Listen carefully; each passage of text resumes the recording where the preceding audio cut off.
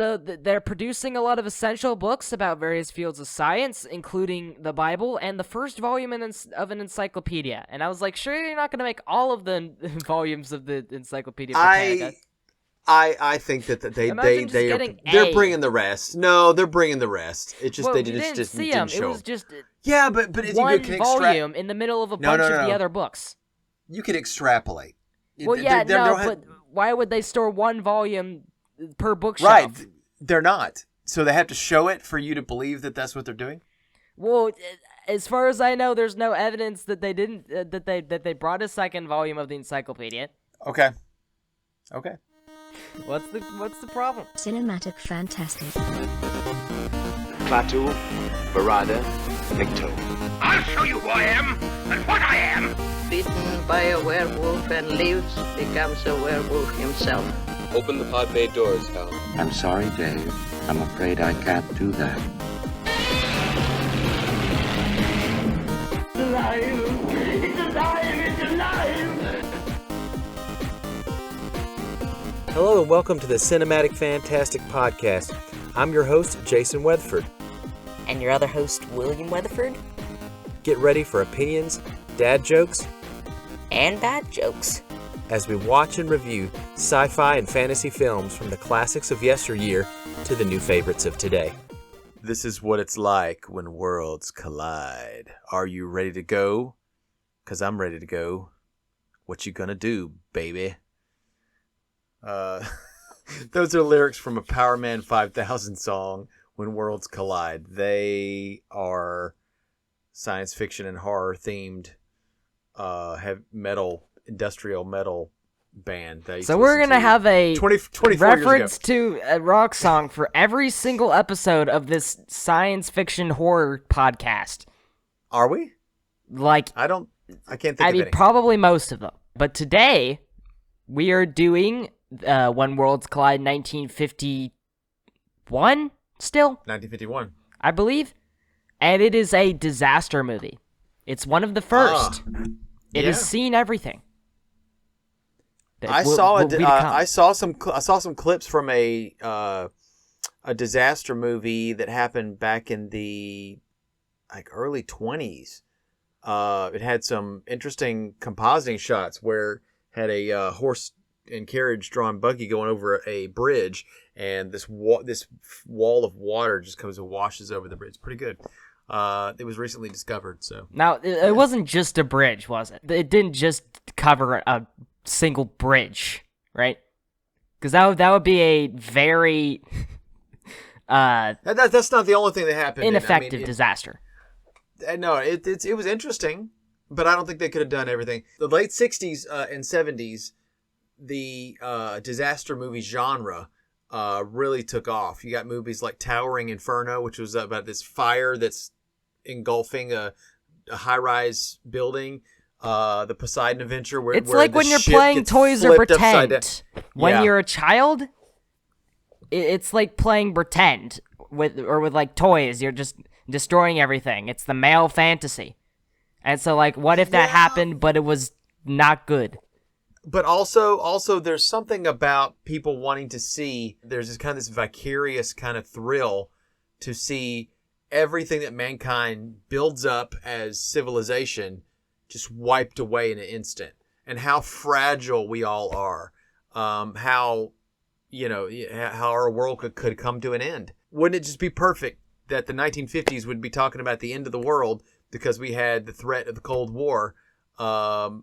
Destruction coming from above, I still think that we're going to come to a, social end. We're going to war ourselves out. It's not that the Earth is necessarily going to be destroyed and we along with it, but we're going to destroy ourselves, and then the Earth is going to be left as is. The Earth is going to keep on going. What was it? It'll eventually implode just long after man's time. I think there was some kind of part of the 2008 remake of The Day the Earth Stood Still. His goal is, before you destroy the Earth and it's unusable, we're gonna, me and Gort are gonna wipe you off the face of the Earth, and then this Earth can still be usable.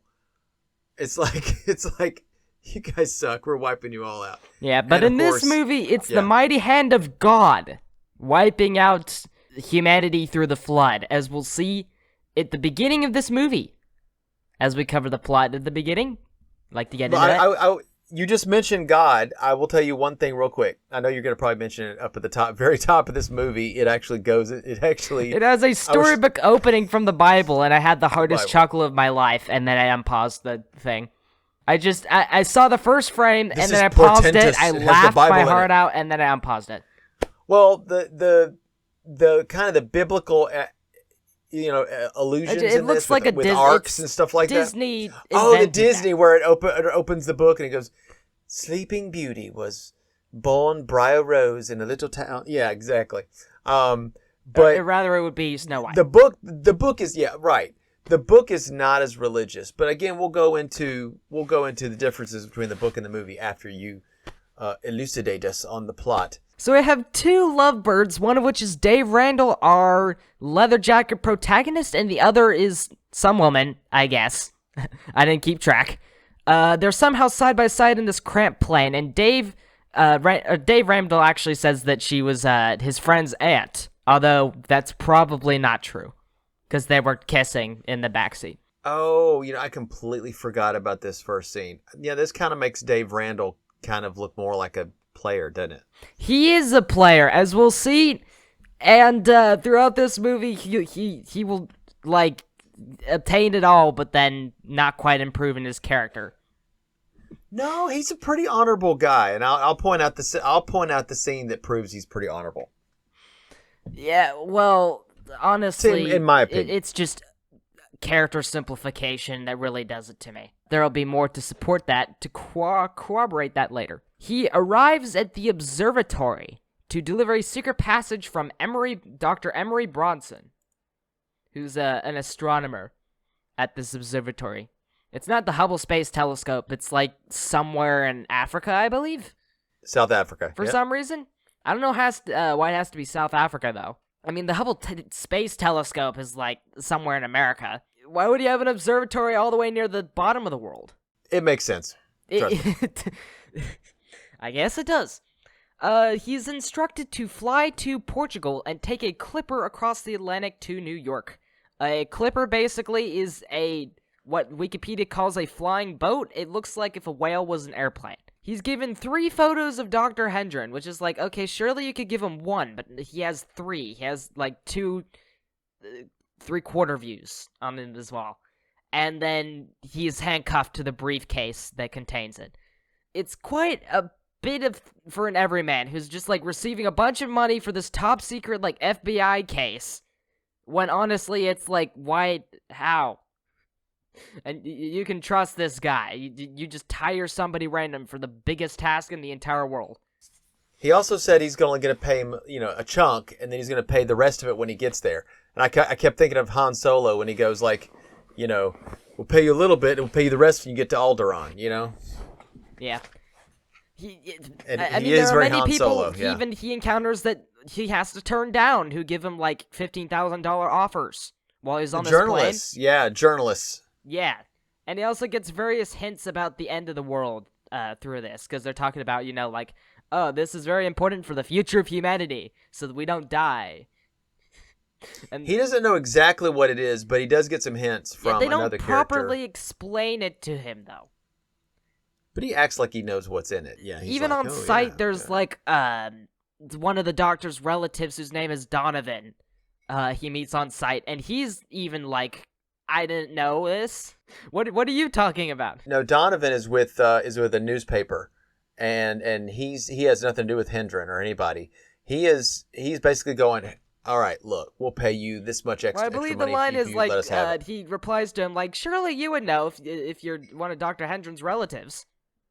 And he's I did not know that. So they take the info to a differential analyzer, which is an early computer it's in between an abacus and a modern computer, but very early on. So it's more like an abacus. I think it's pretty cool. I think the producer George Powell uses this in other movies too. Here's the premise of the movie. There's a fictional star named Belus that is a dozen times larger than Earth, and there's also a orbiting planet Zyra, and they're both moving from the Scorpio constellation, and they're going to eventually collide with our lovely blue marble.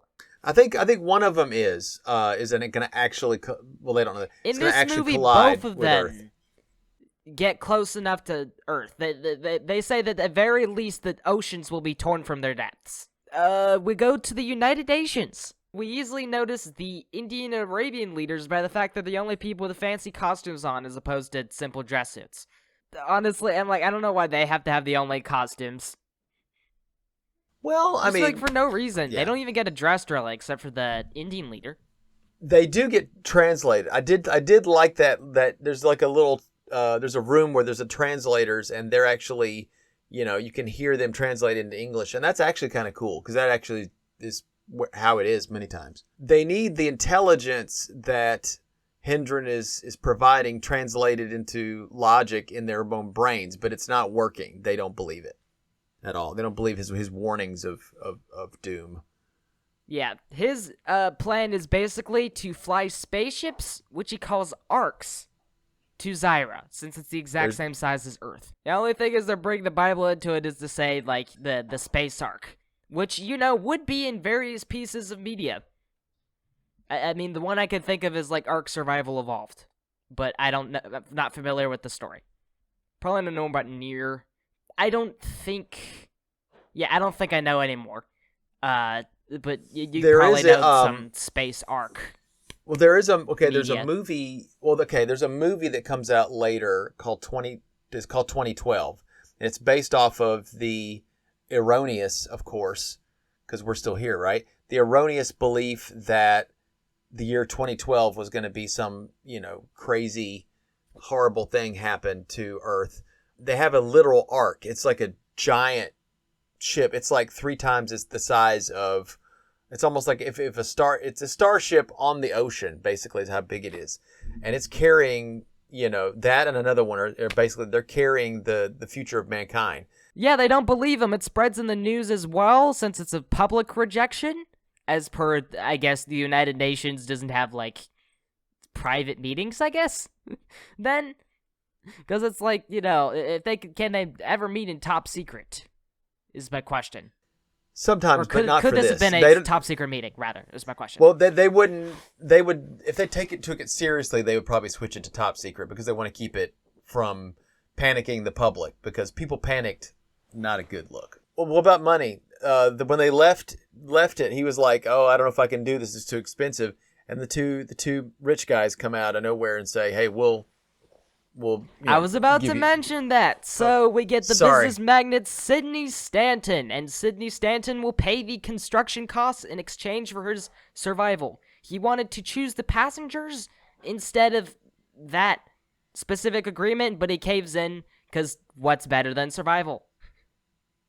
Well, also because Dr. Hendren is like, your money or your life or something like that. That's he's what basically he said. saying Money for your life. We're gonna pick. Yeah, you're by random lottery. That's later. I don't know what to think of that. That is a bit scary.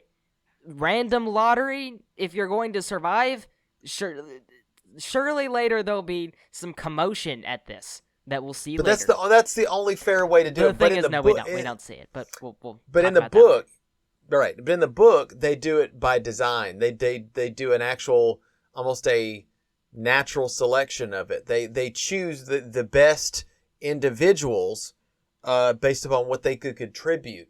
In the book, they think that they're the only ship that can go up, but they find out there's another ship that is most likely going to be able to go up, and it's another country that is following his same protocols and plans. And so they're thinking, oh, well, we have to leave people behind, but they don't have to. So it's kind of a, you felt, oh man, we're going to leave people behind and they're going to die in the conflagration as Bellis or Bronson Beta or whatever they call it in the book, as it smashes in, they're going to die, right? Because they'll be left behind. But no, there's a second ship. So, there's going to be 2 ships that or more that could possibly even land on the Zyra or Bronson Alpha or Beta, whatever, I forget. But the Zyra and planet. We do have competitors are building ships. in this one. There are many competitors like building ships right now, but they're like, we're the only one that's gonna work because okay. They're going to propel the spaceship on a rail like a roller coaster. And then I was like, well, the opposite of a roller coaster. Because, see, it gains speed going downward, a roller coaster, not going upward. Right. It's like, how are you going to beat gravity if, like, a roller coaster, like, is slow going up? Then, like, how does that work? I don't know. You need a great force on the offset, and it's like, it's not going to help much. Well, Destination Moon, this is not. Because it's like, remember, if you're doing a spaceship upwards, then you're already facing the direction you need to go. So, why do you need this? How does coming up a ramp actually help it? I don't know. A large group of women technicians are told that the project needs them because they're healthy and they can make their own decisions. And I was like, okay. They don't just want women that are smart and useful. They also know that they can help, keep yeah, but the you're not human saying race those going. are the only women who are healthy and can make their own decisions, right? Because those are the two criteria. Healthy, can make their own decisions, or otherwise are independent. Yeah. That should be all women. So the question is, and this actually comes up in the book, and it's actually an interesting fact to that, is what use is marriage, to be honest, when there's a limited amount of females and a limited amount of males. You can't just go, well, I'm going to be with this one person for the rest of my life. I mean, their whole thing is the female character that's kind of the, what's her name? The Joyce character. She's actually called Eve. Interestingly enough, in the book. And there's actually a wrestling that mentally that she has where it's like, okay, what if I, have kids, but some of them are Davids and some of them are Tony Drakes, which we'll find out who Tony Drake is in just a little bit.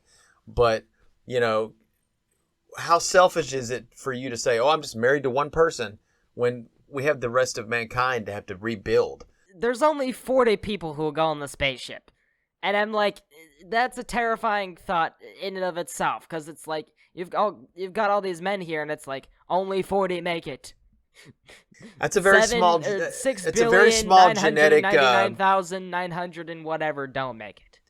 Well, yeah, but it's a very small, also think about this too, it's a very small genetic pool. There's a lot to think about with this. So it's like, the movie does like glance over a lot of what can make this premise interesting. And, like, as it goes across, a lot of them is, everyone's okay with this happening. Everyone's either like, what are you talking about? Or like, just, oh, I'm a little bit nervous about this. That's the extent of it. They're otherwise just like, okay, we're doing this, we're doing our job, we're gonna, But there's no widespread panic. There is, like, mutinies and stuff, we'll see later. But not like nothing like genuine fear. Like, surely a disaster event would have, like, widespread fear, like actual fear. There's some scary moments in the book, too, and it shows what has happened to the rest of the world. I mean, we see a little bit of it in certain parts of this movie, but going forward, we'll talk about that. But, I mean, it talks about, some cities and what happened to some famous cities through this. You actually hear from some of those perspectives, and the mutiny scene is the Statue of Liberty gets much worse. Pancakes impaled onto it, like nice. a clay with a chance of meatballs. Corn falls on the Great Wall of China. I will tell you. I'll tell you what happens in the book after we finish talking about this. But what a disaster movie Clay with a Chance of Meatballs is. It's pretty bad. How did they recover in the second one to have their own separate live corpse city? I didn't like the second one. I wanted to see some people like actually die from getting hit with a pimento. Somebody gets hit with a pimento and they die. That would have been interesting. But it's a kids book. It's a kids movie. So. Almost happened in Wreck-It Ralph, but let's continue on with this plot. Right. The bus travels across the screen and we see, this matte paintings, I guess.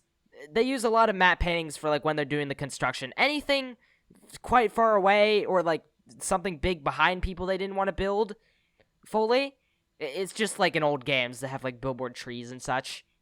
It's sort of that mentality where it's like, yeah, you can see this. Some of them better flat. than others. Some of the paintings are better than others. I'll say. Yeah, some of them just look like paintings, or actually most of them look like paintings. So they're producing a lot of essential books about various fields of science, including the Bible and the first volume of an encyclopedia. And I was like, sure, you're not going to make all of the volumes of the Encyclopedia Britannica. I think that they're bringing the rest. No, they're bringing the rest. It just well, they you just didn't see didn't them. show. It was just but if one you can volume in the middle of a bunch of the other books. You could extrapolate. Well, but why would they store one volume per bookshelf? Right, they're not. They're not. They would store them they're side bringing by side the with rest. Each other. You would see the second one beside the first one. You don't. Okay, so here's the deal, William. I extrapolated. Yeah, they're bringing the whole encyclopedia. Why wouldn't they? But so they have to show it for you to believe that that's what they're doing. Well, as far as I know, there's no evidence that they didn't that they brought a second volume of the encyclopedia. Okay. What's the problem? They also farm 2 or more of every animal. Mr. Stanton is asking to get guns to defend their spaceship because they're the chosen few and they can claim the right to live under the law of the jungle. The law of the jungle. They're just like, we have to like take this over so that we live. You know, Hendren and Randall and guys like that. Those are pretty honorable guys. But then you have Stanton. And he's just Lucifer himself. That's a stretch. I mean, we barely know anything about him, but I mean, he just does like business. But he has like his honest wants, I guess. But I mean, it's still like, the chosen few and whatever. But still, we have Hendren corroborating that as well. He's like, we're part of the chosen few. So it's like, it's not like that's a particular thing for him to say as opposed. He just wants to defend their spaceship. Well, and Hendren doesn't want to see mankind as just as sick and depraved as Stanton is to panic like that. He wants to see the best in all of us, and I kind of think that's honorable. But again, Stanton gets proved correct in some ways later. So yeah. So Zyra is going to strike at 1:00, and they evacuate everyone over stock footage and newspapers, as well as still frames for abandoned places. I'm like, yeah, pretty clever, but I can tell that this is stock footage, and then it's like, here, it's abandoned, and it's just a photo. There's nothing moving, but there's nothing moving, So you can tell that they didn't have anything for, like, when there were people not in there, so they just took a single photo where there was no people in it. The room starts shaking, and here we get a bunch of the destruction scenes with the volcano erupting, bridges, glaciers, electric plants collapse and succumb to huge fires, forests succumb to floods, crew flees a bunker to prepare a rail, but the crane falls on Dr. Bronson. And so eventually just everything's covered, and everything's flooded as they fly over in a helicopter, and it's just like, what did you think of this part? There was no music on that part, though. That's one thing I didn't like. It was just very, this is what's happening. You hear the sound effects and everything like that and just the destruction. And you don't, it would have been nice to have some bombastic music at this part. You don't need it. I wanted it. Like, I feel like, That's especially okay. in our day and age, the absence of music is, music in its own right, but it's distinct. Right? Yes. I mean, back then, silence was less distinct, but it's, like, still important. I thought the effects were pretty good for the time.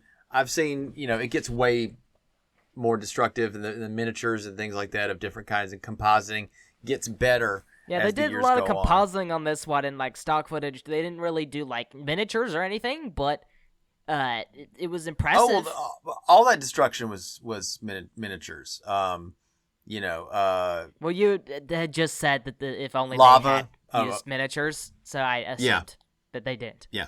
Yeah, they're flying over by helicopter. Tony Drake is there as well. One thing you didn't mention about Tony Drake is that he was in love with Joyce, and Joyce he was gonna probably ask her to marry him, but she's starting to like Dave Randall, and there's a little bit of a rivalry between them, which will come up. They're going to deliver supplies to the people stranded on this island. They spotted I think it's a toddler, but it's like a 5 or 6 year old or whatever. Oh yeah, he's like this like child 8 or comes 9. back later, I think. I don't know how old exactly. He's like 8, 9, something like that. He looks Kinda really young in this scene, but then later on he's got like a full head of hair almost and stuff like that. So it's like, and he was wearing like a beanie or something in this scene. So it's he strapped himself to the roof of a house. Yeah. He's just laying there, and they rescue him, but Drake actually leaves him behind for a second before turning back for him. Well, he gets the boy, but he leaves Dave there for a minute, and Dave's like, you forgot me? Yeah, like, just it's like that, moment, huh? I guess, that they don't do anything with, but bound to have been more of something in the book.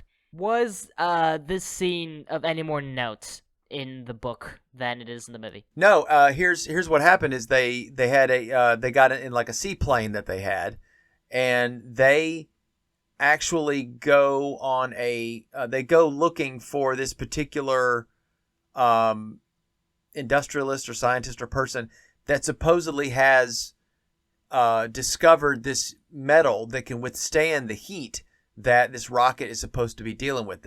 See, they don't just have all the technology at their fingertips. They have to figure this out. And this all takes place after the destruction. There's like 16 months between the first pass of the planet that caused all the destruction and it shows the breakdown of society in the places that quote survive. They're like in post-apocalypticville, man. It's rough, and I'll talk to you about it in just a little bit. But yeah, they discover the metal. There's probably this section was likely more expanded section in the book. Oh yes, it I'm was. This is probably would be like the most interesting section of all. It was very dark. It's dark, yeah, in terms of what the world is destroyed at this point. It's not just blown up.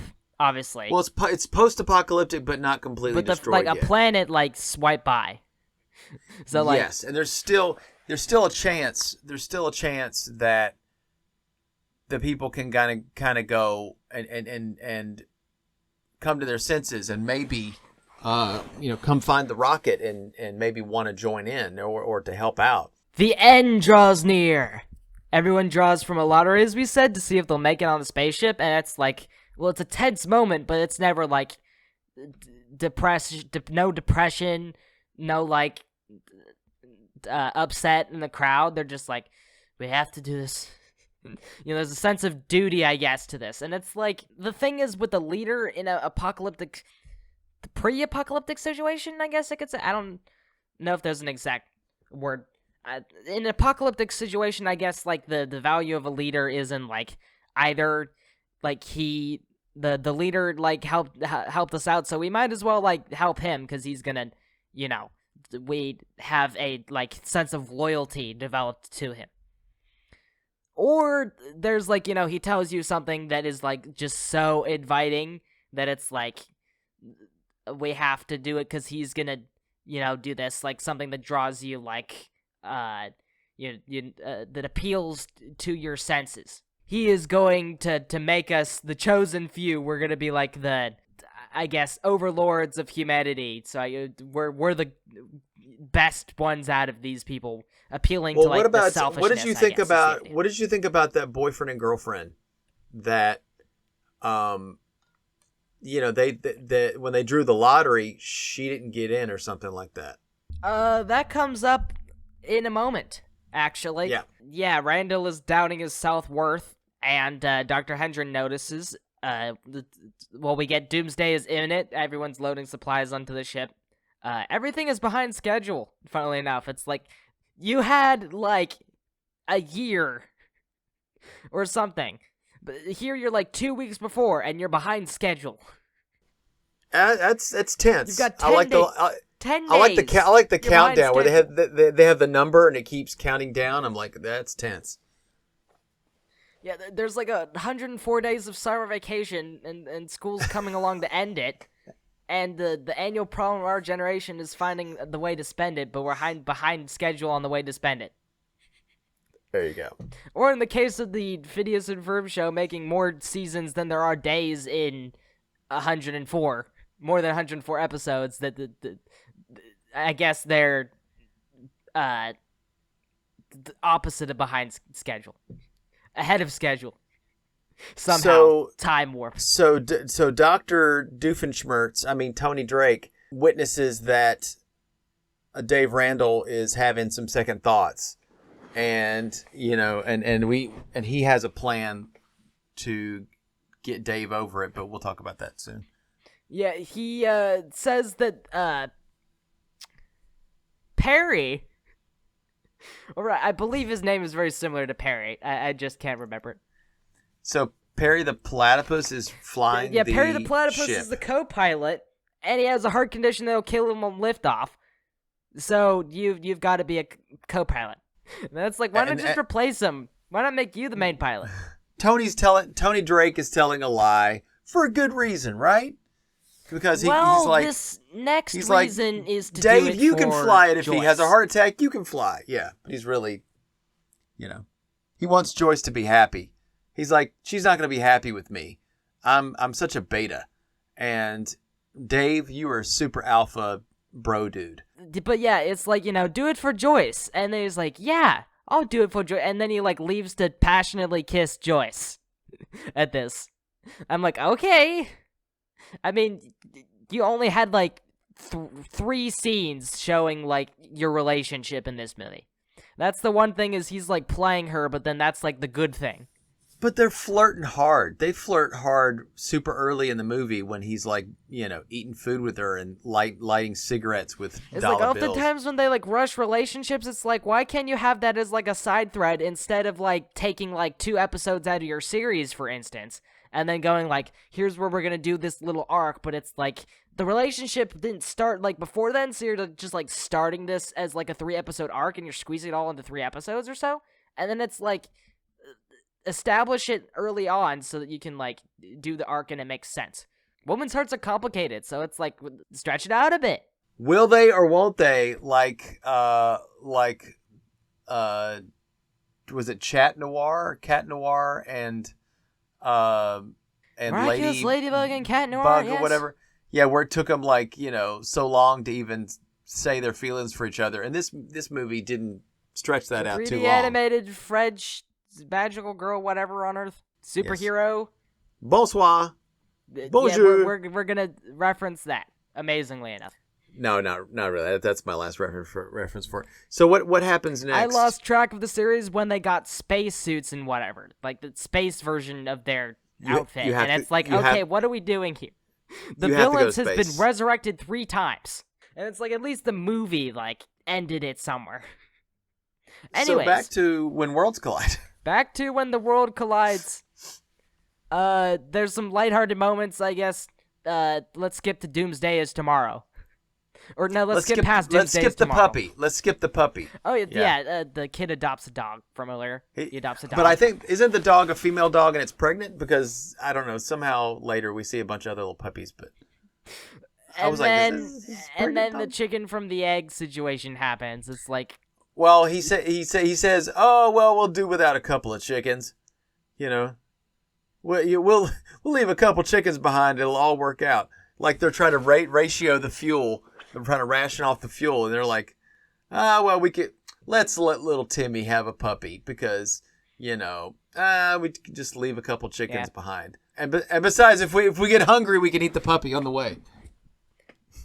Someone pulls a pistol on him.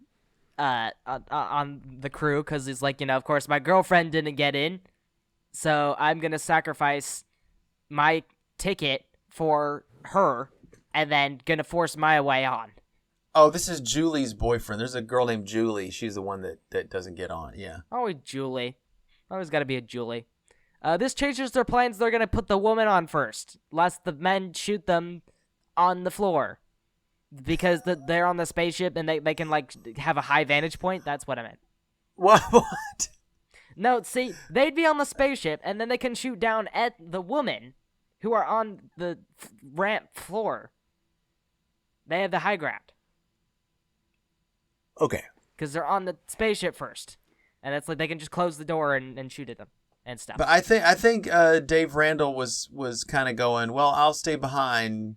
Did he say I'll stay behind so that Julie's boyfriend can have Julie? I don't know. Was that what? I don't know. Well, he already had a thing where he's like, I'm going to stay for Joyce. So that arc finished. Yeah. And then it's like, if he brings that up again, then it's like, where's your self-doubt has come back. And it's like, I don't know. Maybe you just said it as a one-off line. It's like, of course you can't do that, you know. Right. The sky turns red as the last crew members board a mutiny rises. Stanton was collecting weapons against Hendron's witches to defend the place. And then they're like, we're going to grab him. His prediction about the corrupted mankind was true. Hendron closes the door and sacrifices himself and Mr. Stanton so that the people in the doing the mutiny don't get on the ship. He sacrifices both. I think he went, you know what? Somebody as horrible as you, Stanton, is not going.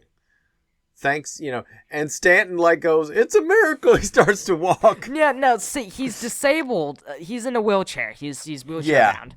And I was like, you know, he's wheelchair. Since he has Barbie. to be wheeled around, he can't stop him. He gets up out of his wheelchair but it's already launched. So it's like, what do we have that for? I don't know what he thought he could possibly do. I guess to be like he was a phony. But then, why didn't he stop him before? He would have gone up earlier. I don't know. Why did he get up when it was too late? So the rocket launches, and they know that they're going to black out at some point. No, yeah, it's just a plot device so that they don't have to animate the Earth exploding. They sleep through it, yeah. Well, you know, we could do like a CGI special edition of When Worlds Collide if we want. Bellis is going to smash into the Earth and destroy it. And we do see a little bit of that when they look back and see it. But Zyra, they're going to land on Zyra. And hopefully, and they don't know if the air is breathable. They don't know if it's They just livable. know it's the exact same size as Earth.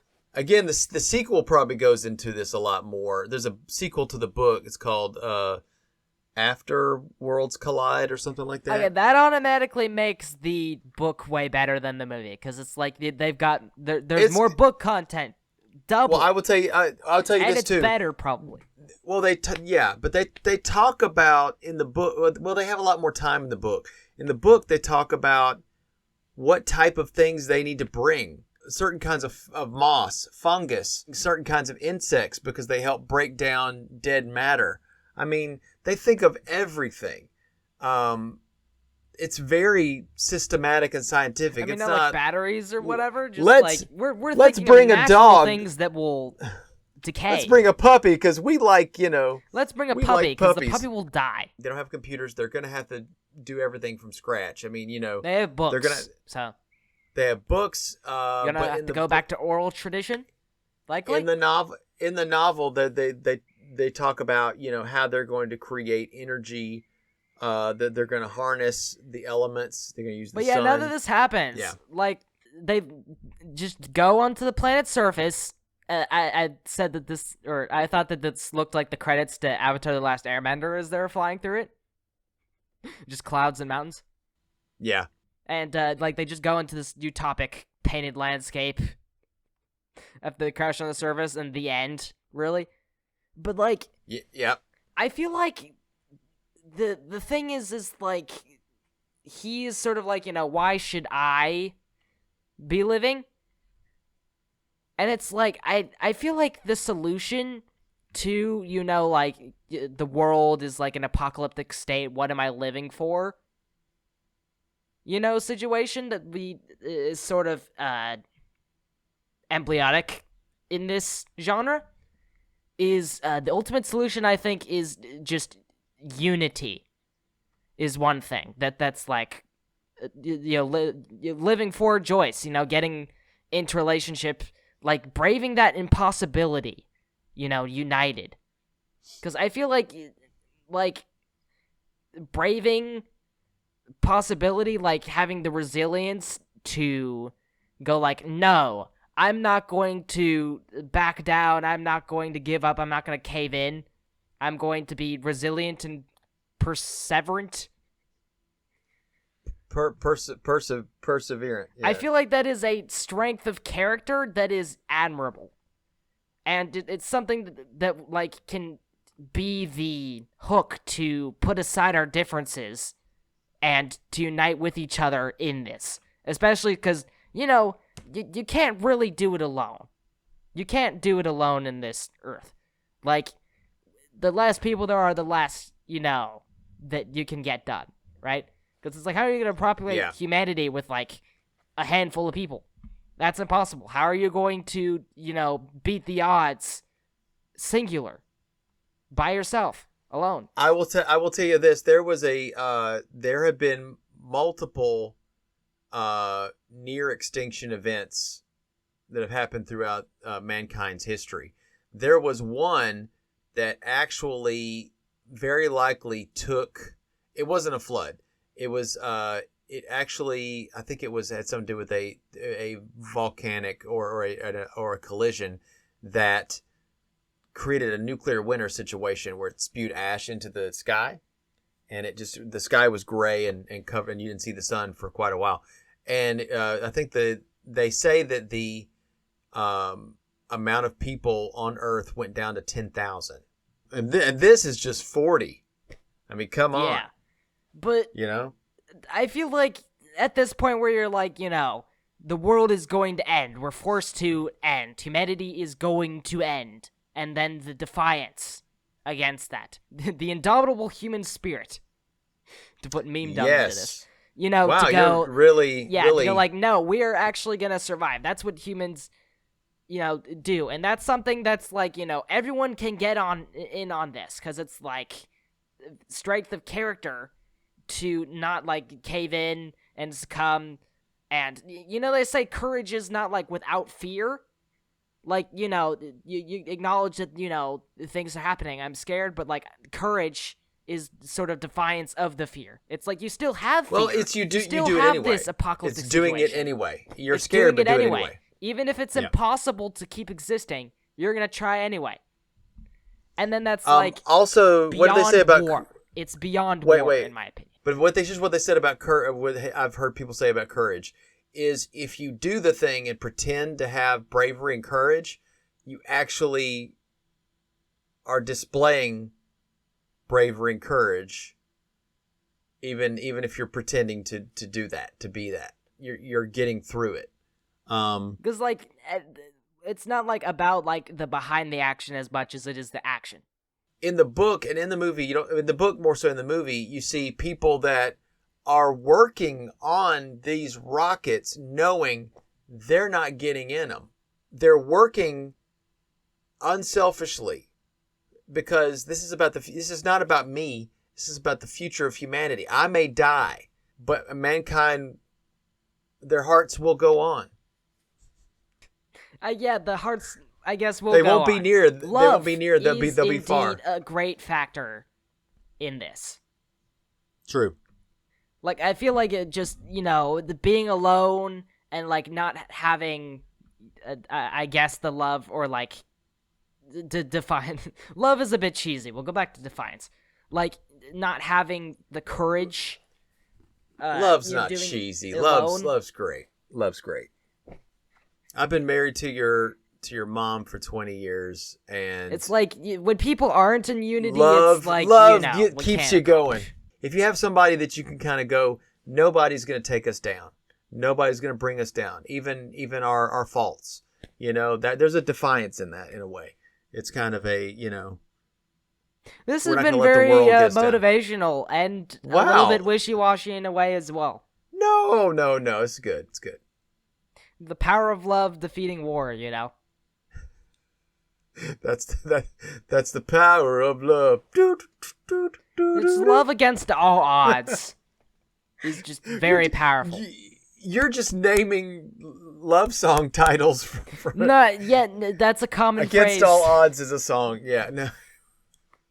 Against All Odds is a phrase, Dad. We said that. I know that, but we said the power of love. That's from the Back to the Future movie. That's another phrase. Like, It's all phrases. Anyway. So, like I said, this movie started its life out as a book. Of course, it came out in 1933. Originally, there was a producer-director named Cecil B. DeMille. I don't know if you know this guy's name, but he did later on he would do 10 Commandments, which of course has its own, flood water, but the flood waters are going away. They're not coming. Yeah, you get it. He considered adapting these movies. They were first, these books actually, they were serialized, meaning they came out in little chunks. But in 1949, George Pal, yes, Destination Moon George Pal, War of the Worlds George Pal, Time Machine George Pal, Puppetoons George Pal, he purchased the rights to it. He was going to get That's Irving like the studio behind The Incredibles, Big Hero 6, and The Good Dinosaur.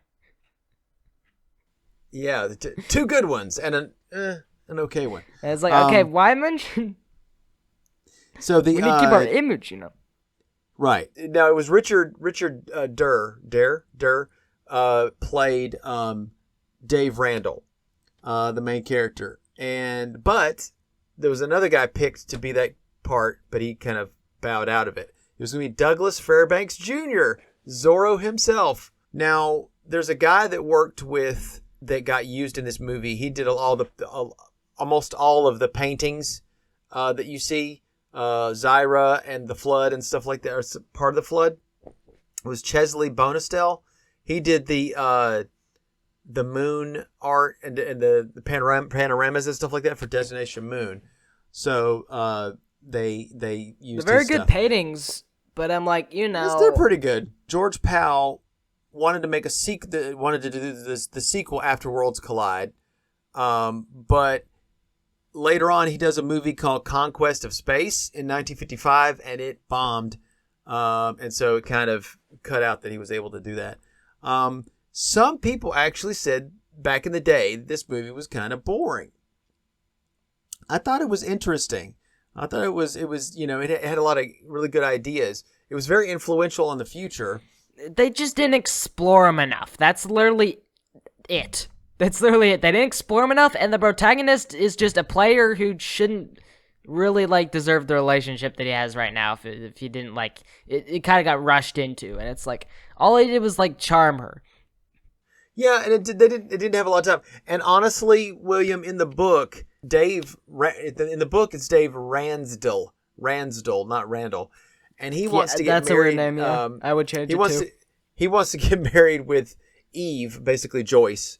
I liked Eve better because it gave you this biblical kind of Eve, the last two people on earth kind of feel to it. I don't know. That's just 3 me. letters, 2 people. 3 letters, 2 people. Perfume commercial. Okay. But what ends up happening is they were they actually had some feelings for each other earlier in the movie, but I guess you kind of do see that in this from the book. You just do see that in the movie here too. There's a movie that came out in 1998 called Deep Impact, and it's about a asteroid that's going to hit Earth. Oh, let me guess. It makes a deep impact. Yeah. The president is who was the president? Morgan Freeman played the president. So even before America was to have an African American president or black president, we got one in 1998 in Deep Impact. That movie also starred Elijah Wood, and this would be I think this is pre-Lord of the Rings. Deep Impact originally started out as a combination of a remake of When Worlds Collide and an adaptation of the 1993 Arthur C. Clarke novel The Hammer of God. So in the book, he names the planets after himself, Bronson Alpha and Bronson Beta. And they actually are able to, once it starts getting closer, they're able to even use telescopes and see on it that it looks like it had a prior civilization, but because it's long dead. I think we get that too because there are buildings at the end. We do get that, yeah, but they never explain why that is. But those people died years and years ago, and they even find in the book they find roads. They talk about the moon being destroyed. I mean, we've got a really stupid movie that came out in the last 5 years called Moonfall that talks about the moon, is going to hit the Earth, but the moon is hollow and it's actually got a Dyson sphere inside of it. Okay, there's a kind of post-apocalyptic disaster movie that's called The World's Gonna End, but isn't this cool? Like, they're able to joke around. They're like, there goes the neighborhood. Those jokes like, oh, bro, the moon's gonna, they're like, the Earth gets repopulated with servers, and everyone's just like, bro, no, bro. no. The like if an asteroid's coming down, somebody's gonna go like, well, at least I don't have to pay my tax. Just calling 911, and it's like, hell, what's like your emergency? What's up? Those trailer moments, yeah, they call 911. Nobody wants to watch a movie that's really depressing about, something hitting the Earth, unless you watch Lars von Trier's movie Melancholia, which, of course, Melancholia is depression, right? This is part of his depression trilogy. Well, not really. Well, it is in this. So Melancholia, yeah, it's like they're about different feelings. Melancholia but is type of thing. Well, Melancholia, the movie, is about an exact duplicate of Earth that's slightly bigger than Earth, and it's going to hit Earth and crash. Is that other Earth a place where I was happy? Like my life is gone terrible here, and it's just as depressing and. It is interesting to think of like an original Earth and like a duplicated replication of the Earth. Counter Earth. Well, they did where it's that like in you're Guardians. living on an alternate Earth, but then it's like there's the real Earth that's like, got the more apocalyptic situation Well, do you going remember, on, but we're on like the more utopic Earth, Do you remember Guardians of the Galaxy Volume 3? In Guardians of the Galaxy Volume 3, they bring up something that's like a counter Earth. It's like, that's an interesting idea to me. Like, the Earth we live on isn't actually Earth.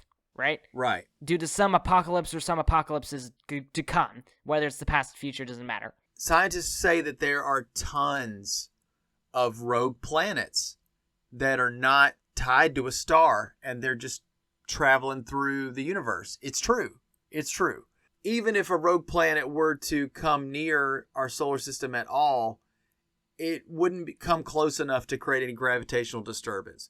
If there was a chance that it even could come in, I'm like, there's multiple planets. There's multiple planets. It would have to get past that have to be in a solar system are necessary for like, the control. It's like they can sort of be like meat shields, I guess. No, you're talking about Jupiter. Jupiter's our biggest, quote, meat shield. If a planet were to crash in there, it would have to somehow not get hit or collide at all with Pluto, Neptune, Uranus, and Jupiter and Mars and Venus. Well, Jupiter would have alter to not its collide trajectory. with any of them. Have a Jupiter, straight direct path over lots of years is traveling. A rogue planet is so big, right? It's so big that Jupiter would have a great effect on it, and it would pull it. It wouldn't. Yeah, no, but it wouldn't listen be able to me. Come into our Listen to me. Like, yes, it's got to get by like at least 5, 6, 7 planets in order to reach Earth and the moon. Considering moons, it's like it can collide with any of the planets. We've got a lot of meat shields in our solar system. It's got to escape like 20 bodies. Asteroid. There's more of a chance. Oh, of there's there's Kuiper Belt. There's the Kuiper Belt too. Yes. I'm gonna get through that. Well, yeah, but you've heard of Apophis, right? Apophis is the name of a asteroid that's supposed to come what's called a NEO, a near Earth object. It's supposed to come close enough to us that we can map its trajectory. The projected date right now is sometime in 2029. 5 years or 6 years, something like that. There is a area outside the Earth that they call the keyhole, which basically it's the places where the gravitational forces outside the Earth, the magnetosphere, all that kind of stuff, and it's like it could miss us. If it gets through that keyhole, it might be pulled around and be closer the next time it comes back around. But see, the thing is, we know all these things ahead of time. All you have to do is come up to it and give it a good punch. You don't need to do something like the movie Armageddon that came out around the same time as Deep Impact. They actually sent in the movie. They send miners, deep drill miners, train them how to be astronauts, which is the dumbest thing ever. And they're supposed to put bombs deep down inside of it and blow them up. So you basically turn one big rock into a bunch of little rocks that will still hit the earth, and they do. Some of them still do. I've heard that if you can just give it a good punch, it'll put it off. It doesn't take much to put it off. So this theory sounds like it doesn't work. Supposedly somebody said you could actually get a probe to fly in synchronous orbit with the asteroid and paint one or more sides of it with a dark non-reflective material or something like that. Black. You basically paint it black. It absorbs more of the sun's heat, and it'll end up melting it or breaking it down. I don't know what they're talking about. I like the one where you smack it in the jaw. I like that one better. But anyway, so I think we've talked about the science enough, and so I want to talk about the people involved with this movie. Some cool little factoids that I was able to find out. I think the most interesting actor here is Kirk Allen, who was in. He was just the writer, one of the writers. No. He's an uncredited role. Kirk Allen was Kirk a writer. Allen was the Superman.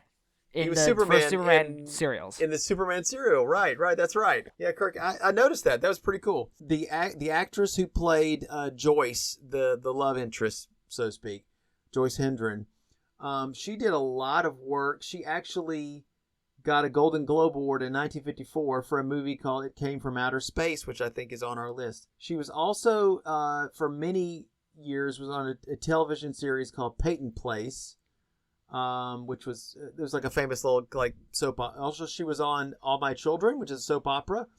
She was also the grandma Camden in a TV show called Seventh Heaven that was around when I was younger.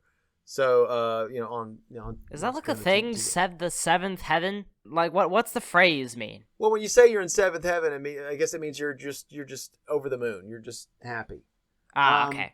Also, there's a connection to a soap opera, a long-running soap opera. General Hospital as a soap opera has been going on for years. I know you don't care about soap operas. I don't either, except I found this fascinating. Peter Hansen, who plays Dr. Tony Drake, right? He's the love interest guy. He's the guy that, he kind of goes, Dave, you could take her. And she doesn't like me anyway, that guy. He had a famous character. He played Lee Baldwin for many, many years on General Hospital, and he won a Daytime Emmy Award. If you win a Daytime Emmy Award, that's kind of like the Oscars for soap opera people. And he won, I think he won. Gotta take some Dayquil for your Daytime Award, right, and some NyQuil for your Nighttime Award. Daytime sniffling, sneezing, stuffy head fever so you can rest medicine. You didn't think I could do that, did you? The other person... Is that like a slogan of theirs, or like in one of the commercials that you just memorize? Dayquil. Yes. Perky NyQuil, pepper, chippy chepper that'll make you... That is not how leper. Make you leper. That will not make you a leper. I'm not saying okay, Dayquil will give you leprosy. Julie. The girl, Julie, who was like, the girl who was going to get left behind or whatever. She's played by Judith Ames. She was on General Hospital the same time as Peter Hansen was on General Hospital from 1964 to 2015. I mean, she's been on that show for like her entire life. This movie was very influential on movies going forward, like I said, Melancholia, 2012. Most disaster movies would begin because of these movies, because this is possible. But they we became can do this. More popular. They became more popular in the 70s, some in the 80s. And they came back in the 90s and 2000s. In the 70s, we started talking about, environmentalism. What could happen? What all the civilization we've built. What could happen if it was taken away from us all that quickly? Because we had war, and we had, we had things like Chernobyl. What about the 80s? Well, in the 80s, there was a movie called The China Syndrome, which is about a nuclear facility, almost like a mini Chernobyl was going to happen on American soil. And so it was like, oh my goodness. I think that's what that was. Disaster movies were there, but they were overshadowed by things like terrorism, and we were more afraid of the Russians and Islamic extremists, Just what the enemy could do to the environment. Like fill it with chlorine. Well, which would be an old school method. I don't know what that would do, but when I you don't got wanna into the late, talk about it. we got into the late '90s and the 2000s, you had the computer graphics (CGI), and you could really envision, what it would be like to destroy the Earth. All these horrible things happen. That's like the one thing in the 80s and 90s is destruction. And then nowadays, like after like the 2000s, roughly, it's just no more destruction. Well, I mean, there's like destruction still, but it's like there's a cost to it now. We're so over destruction, man. I mean, there's a whole cliche of like superhero movies with a beam going into the sky. Like Avengers did that, and the first Suicide Squad movie. I mean, it's like sky beams again. It just people are like But I think we're not done with the Earth being in peril. We still want to see it. I mean, we got Fantastic Four. First Steps comes out next year, I think. It takes place in an alternate world where the science of Reed Richards actually made... I mean, it looks like the 60s, except if the 60s and the Jetsons had a baby. There's flying cars and technology is way ahead of what it was in the 60s.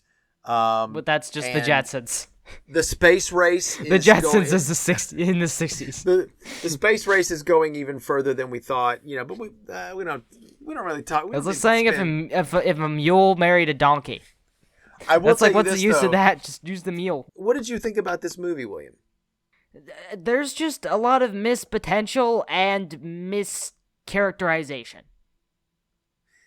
Like if there's some ideas they bring up that's like okay, and then they have some good destruction, solid read the book and let me know what you think.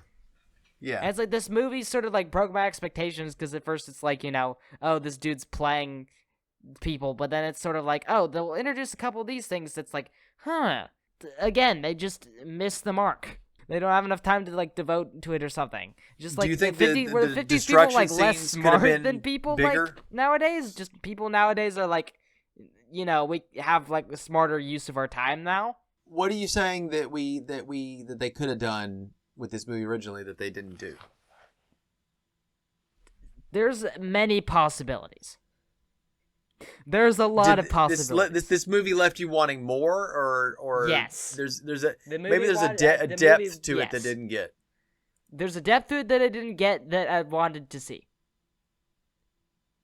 I honestly think you actually might enjoy the book a little bit more. Yeah, than the movie. I'm gonna read the book. Yeah, and you will get more content, and it will be in way better like the format, and the science fiction author will go crazy. We're kind of coming to the end of our third season.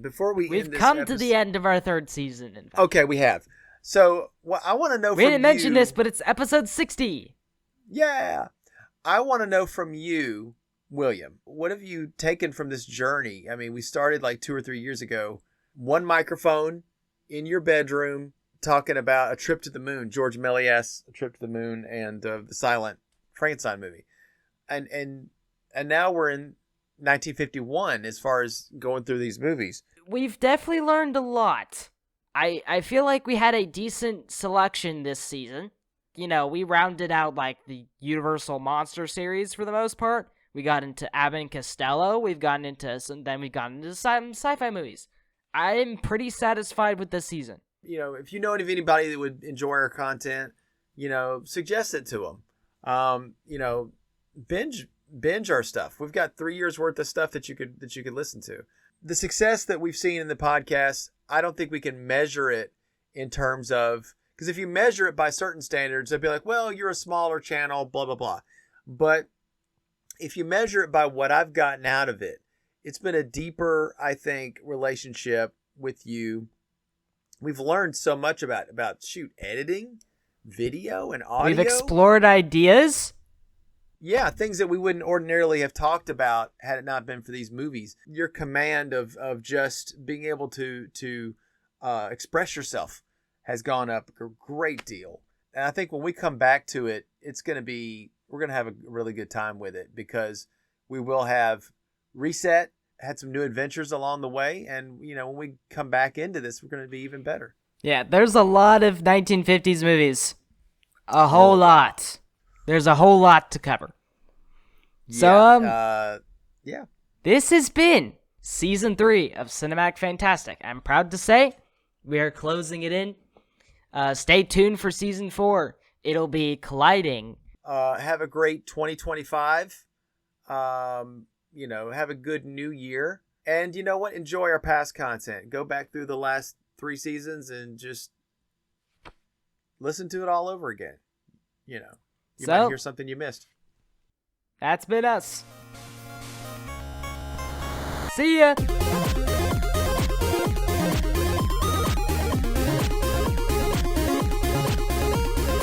Thanks for listening to Cinematic Fantastic Podcast. Click here and here for some more excellent content. Hope you'll enjoy it. See you soon!